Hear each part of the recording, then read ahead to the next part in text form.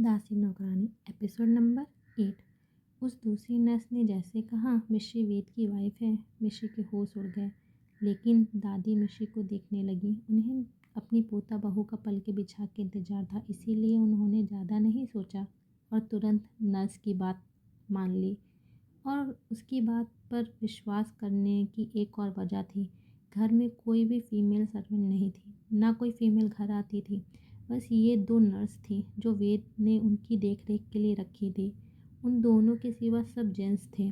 तो ये लड़की अगर इस घर के अंदर है तो ज़रूर उनकी पोता बहू ही होगी।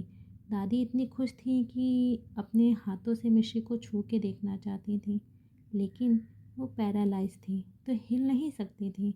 वो अपना हाथ उठाने की कोशिश करने लगी, लेकिन उनसे हो नहीं पाया। उनके माथे से पसीना बहने लगा।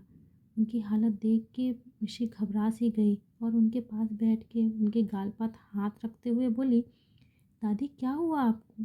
आपके माथे से इतना पसीना क्यों निकल रहा है? दादी खुशी से मिश्री को देखते हुए बोली, बेटा मैं बहुत खुश हूँ। अब मैं मर भी गई तो मेरी आत्मा को शांति मिल जाएगी। मैंने अपनी बहू से किया वादा आज निभा दिया। मिश्री को कुछ समझ नहीं आ रहा था। नर्स भी दादी को देख के परेशान हो गई थी। उसने दादी जी का बीपी तुरंत चेक किया तो दादी का बीपी बढ़ा हुआ था। वो नर्स दादी को समझाने लगी वो ज़्यादा ना सोचे, लेकिन दादी जी को वेद की माँ की याद आ रही थी।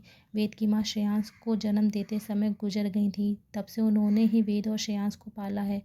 उन्होंने वेद की माँ से वादा किया था वो वेद के जीवन में इतनी प्यारी लड़की लेकर आएंगी जो वेद को उनके जितना प्यार करेगी। और आज उनका वो वादा पूरा हो गया था तो वो बहुत खुश थी।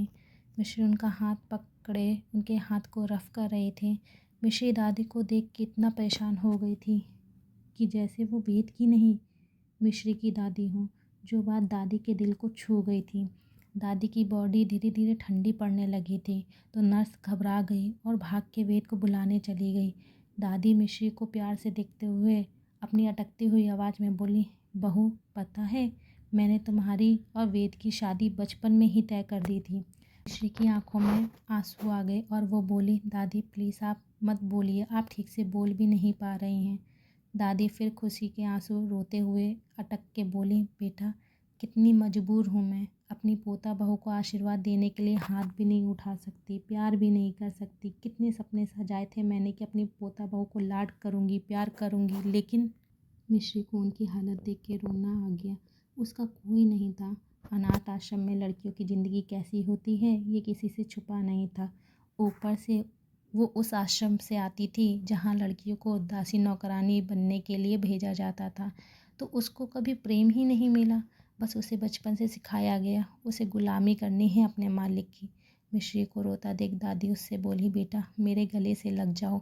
मिश्री ने अपना सिर उनके सीने पर रख लिया। मिश्री को ना जाने क्यों एक अपनेपन का एहसास हुआ और वो दादी को कस के हक करते हुए फूट के रो पड़ी कि तभी वेद और श्रेयांश और महेश जी सभी वहाँ आ गए। वेद बहुत घबराया हुआ था, लेकिन जैसे वो रूम में आया मिश्री को देख के गुस्से में उसकी मुट्ठी बंध गई।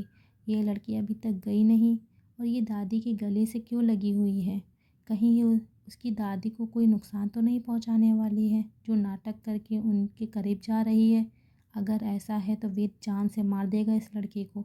सोच के वेद गुस्से में मिश्री के पास आया और उसका हाथ पकड़ने के लिए अपना हाथ बढ़ाया ही था कि उसका हाथ हवा में ही रुक गया। आंखें हैरानी से बड़ी हो गई क्योंकि दादी ने अपना कपकपाता हाथ उठा के मिश्री के सिर पर रख दिया था। सभी हैरान हो गए थे। दादी 5 साल से पैरालाइज थी और उनको एक से एक डॉक्टर को दिखाया गया था, लेकिन कोई फ़ायदा नहीं हुआ था। और आज अचानक से उन्होंने अपना हाथ खुद उठाया। महेश जी और श्रेयांश भी हैरान थे और दादी के पास आ गए थे। दादी ने मिश्री के सिर पर हाथ रखा और बोली, बेटा मत रो, मुझे कुछ नहीं होगा। नहीं बोलूँगी कुछ, नहीं सोचूँगी कुछ जिससे मेरी तबीयत बिगड़े, पर तुम ऐसे मत रो। दादी की आवाज़ अभी भी अटक रही थी।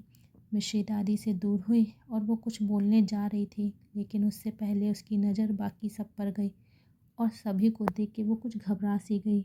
दादी ने फिर वेद को देख के उसको हाथ के इशारे से अपने पास बुलाया। वेद दादी के बगल में आके बैठ गया तो दादी ने उसके गाल पर हाथ रख लिया। वेद का गुस्सा शांत हो गया था।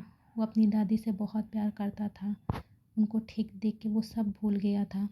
दादी फिर वेद की गाल पर ममता भरा हाथ फेरते हुए बोली, मेरी बात सुन के शादी करने के लिए शुक्रिया बेटा। मुझे इतनी प्यारी बहू देने के लिए शुक्रिया।